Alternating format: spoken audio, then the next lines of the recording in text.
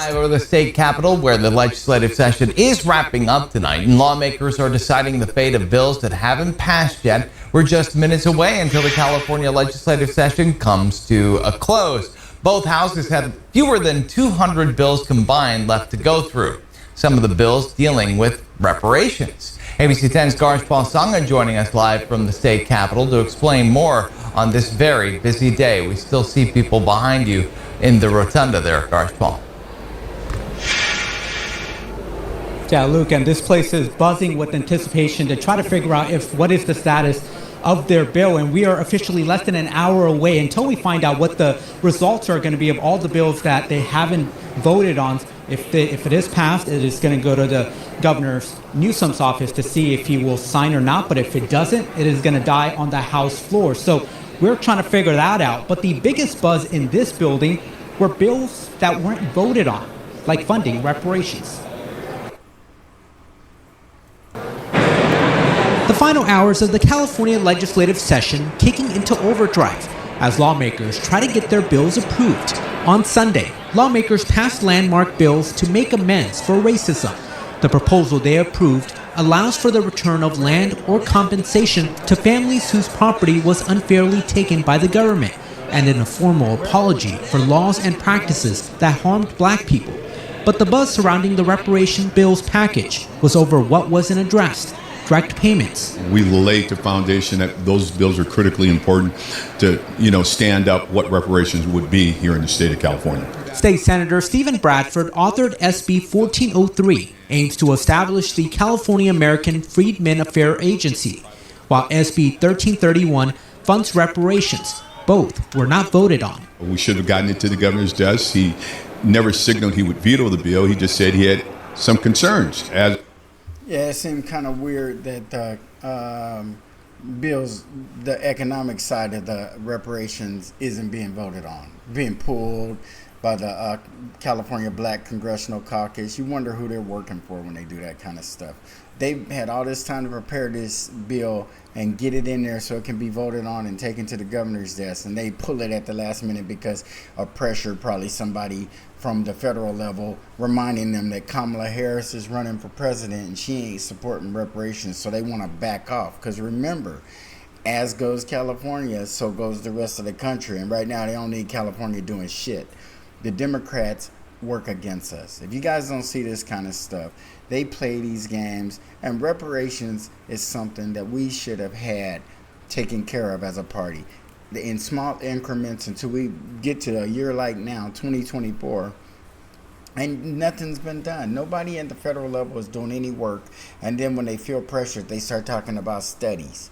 I want to see the studies for the illegal immigrants. I want to see the studies for the money we've given Ukraine, and the studies for all the money that Israel has gotten, and the study as to why Israel's population is medical covered 100%, and the population over here isn't, and yet we're giving them billions of dollars each year, whether it's a war or not.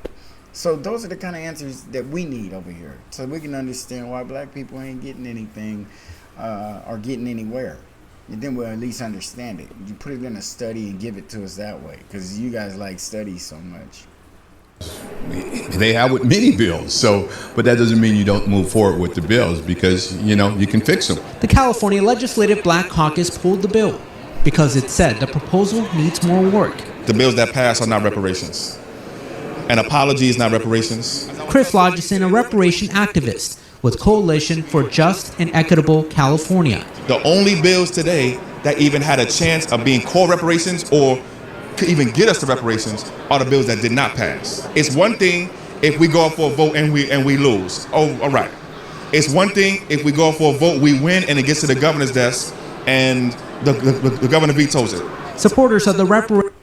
You guys hear the frustration in that gentleman's voice? He's tired. And we all have that kind of frustration, or should be displaying it. We keep acting like it's all good. It is not. It's 110 degrees to us, and everybody else got 75-degree weather. That's how we should act. Like this man, frustrated, pissed off, doing something, instead of voting for people who don't support reparations. That should be the deal breaker.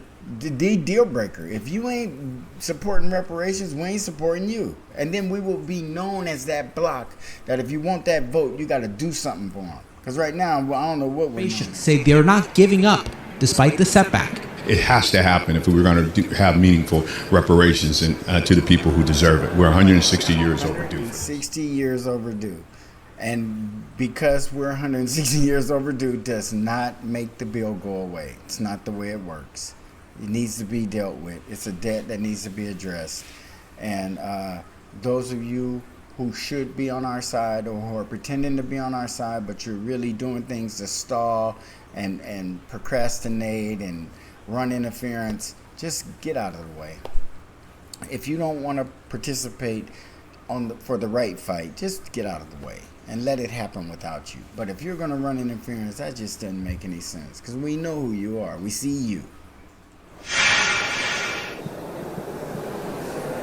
And just a few hours ago, there was a glimmer of hope that those two bills that were not heard, they would be heard, but that hope quickly evaporated. So a lot of people that were protesting here disappointed. The reason they don't take our reparation bills seriously is because we don't take our reparation bills seriously. A lot of black people didn't know they was voting this weekend. And we need to know this kind of stuff so that we can support it. And so we can act pissed off when they don't pass or when they don't even get voted on. They didn't even vote on it. To not vote on it after, what did the 2 years of doing the study being done under Gavin Newsom, and what was the Black Congressional Caucus for California? What were they thinking about? What were they trying to? I don't know. I can't even think of why they wouldn't want this voted on. Are they not with us, or are they being told from above, hey, kick back on that reparations stuff right now? Ain't the time. It's never the time. But with that, guys, we're going to wrap this one. Like, comment, share, please subscribe, and we will see you on the next one.